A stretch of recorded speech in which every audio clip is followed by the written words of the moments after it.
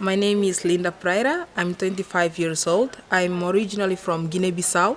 I've been living in Portugal since I was 11 years old. 3 months ago, I decided to accept this challenge of becoming a volunteer and to come to Poland as a EVS worker. The image that I have from Poland, is a pretty much romantic one, because since the school that we learned what happened to this country and now it was invaded and the bad events that took action here, the concentration camp and all the occupation that Nazis did. So I kind of feel related to them because my country also was colonized. So I kind of feel empathy with them at the first stage. And this connection made me want to explore more about them. So that's why I decided to come here. But it was exactly the opposite what I unfortunately experienced with my colleagues in the night of 15th of December. We decided to go out to explore the pub near to our neighborhood in Sosnowiec, near to the Katowice where the COP24 took place. We entered in this bar and with no provocation at all, we were attacked, me and my colleagues. We were five, one Italian, three Spanish girls, one from Colombia, I mean her mother's from Colombia, one guy from Catalonia and one girl from Mallorca, and then Italian and me Portuguese as Portuguese, but dark Portuguese of course. We were visually attacked by a security. A security man beat us, he and his 7 colleagues, and we haven't done anything at all, no provocation. And I just sit first. I was putting myself comfortable, taking off my coat, my gloves, when I suddenly listened to this voice coming through. No motherfucking black, no black at all, only white, only white. Wow.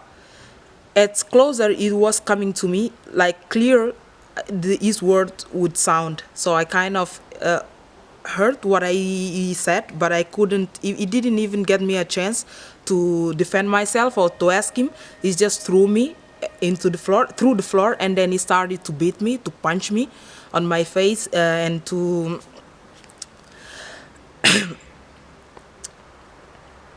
kick me and to punch me repeatedly. And my colleagues that were, some of them went to bathroom, the male colleagues, and the 2 girls from Spain just come and try to rescue me. Then they also get beaten.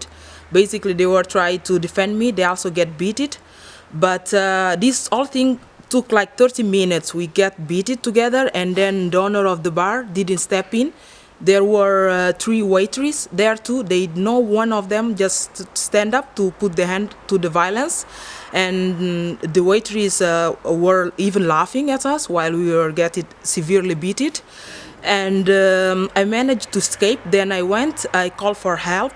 Then when help arrives, surprisingly, police arrive also. I called it 911.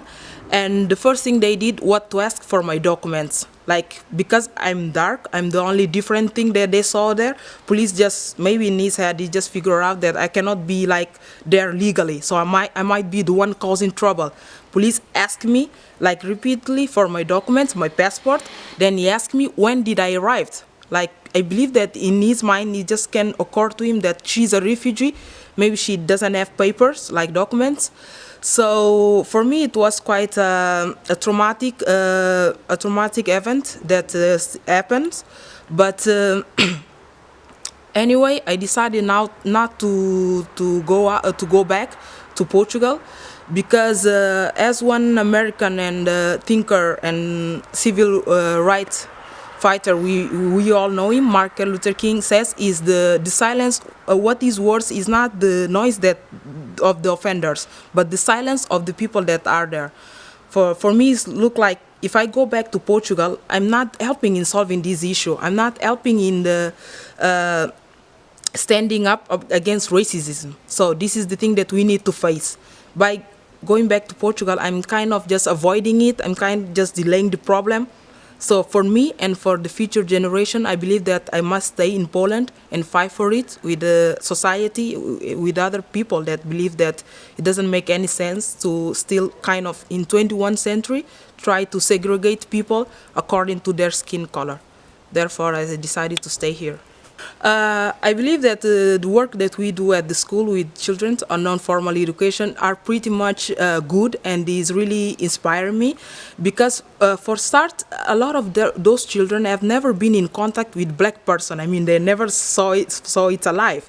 The first day that I arrived, one of them told me that they never saw a live chocolate. So for them, I'm not a human, but in their mind, obviously, like they didn't say it with no meaning thoughts at all.